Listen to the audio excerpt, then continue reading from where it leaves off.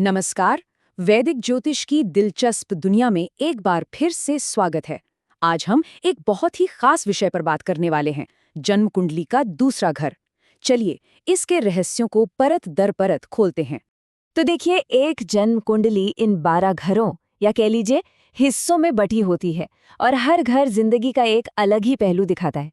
आज हम इनमें से सिर्फ एक पर फोकस करेंगे जो हमारी पूरी समझ की नींव रखने वाला है। ये एक मजेदार सवाल है ना? पहली नजर में देखें तो ये तीनों चीजें एक दूसरे से बिल्कुल अलग लगती हैं, लेकिन ज्योतिष में ये सब एक ही बड़ी पहेली के छोटे छोटे टुकड़े हैं। और इसका जवाब है दूसरा घर।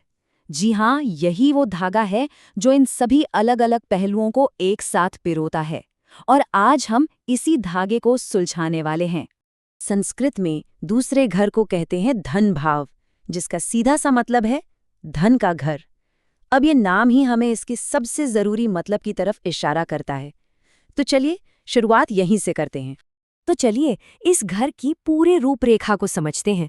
ऐसा सोचिए जैसे हम एक अनोखे अपने भीतरी घर का एक टूर करने जा रहे हैं। अब देखिए, किसी भी घर की शुरुआत उसकी नींव से होती है, राइट? हमारे लिए ये नींव है हमारा परिवार, हमारी जड़ें। ये समझना कितना दिलचस्प है कि कैसे हमारा परिवार, जिसे कुटुंब कहते हैं, और हमारे सांस्कृतिक संस्कार ही वो आधारशिलाएं जिस पे बाकी सब कुछ बनता है। यही तो हमारी पहचान का बेस है। अच्छा, अब जरा शरीर के कुछ अंगों पर गौर करते हैं जो इस घर से जुड़े हैं।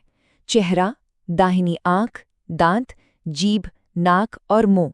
सोचने वाली बात है, इन्हें एक साथ क्यों रखा गया है? जरा सोचिए, इन सभी शारीरिक अंगों का एक कॉमन काम क्या हो सकता है? ये सवाल हमें अपने इस अनोखे घर के अगले हिस्से की तरफ ले जाता है।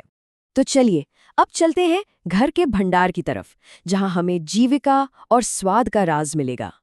देखिए, जिन अंगों का हमने अभी जिक्र किया, मुंह, जीभ, दांत, वो सब सीधे तौर पर इस बात से जुड़े हैं कि हम खुद को पोषण कैसे देते हैं। ये है हमारे घर का भंडार, जो हमारी रोजी रोटी, खाने पीने की आदतों और हमारे स्वाद को दिखाता है। ठीक है, अब जब भंडार भर गया है तो चलिए घर के अंदर रखी कीमती चीजों पर एक नजर डालते हैं। यहाँ पर धन भाव का असली मतलब सामने आता है। दूसरा घर हमारी सारी भौतिक संपत्ति को दिखाता है, पैसा, बचत, जमा किया हुआ धन और यहाँ तक कि कपड़े और गहने जैसी निजी चीजें भी। लेकिन एक घर सिर्फ चीजों को रखने की जगह नहीं होता है ना, वो बाहरी दुनिया के साथ संवाद भी करता है। तो सबसे जरूरी बात यही है, हमारी जीभ और मुंह जैसे भौतिक अंग हमारी वाणी को जन्म देते हैं। हमारा भाषण यानी हमारी अभिव्यक्ति हमारे अंदर के संसाधनों और मूल्यों को दिखाती है। ये वो आवाज है जो हमारे इस भीतरी घर से निकलती है।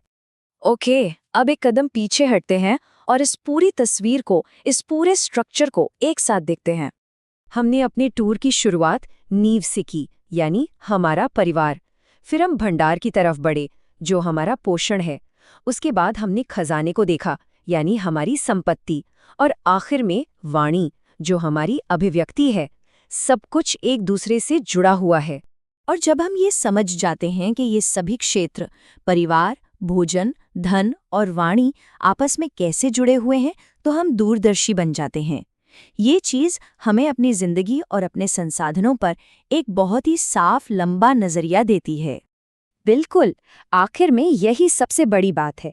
दूसरा घर सिर्फ उन चीजों के बारे में नहीं है जो किसी के पास है, बल्कि ये हमारे व्यक्तिगत मूल्य प्रणाली की वो नींव है जो हमें परिभाषित करती है। तो आखिर में ये सवाल हम सबके लिए है।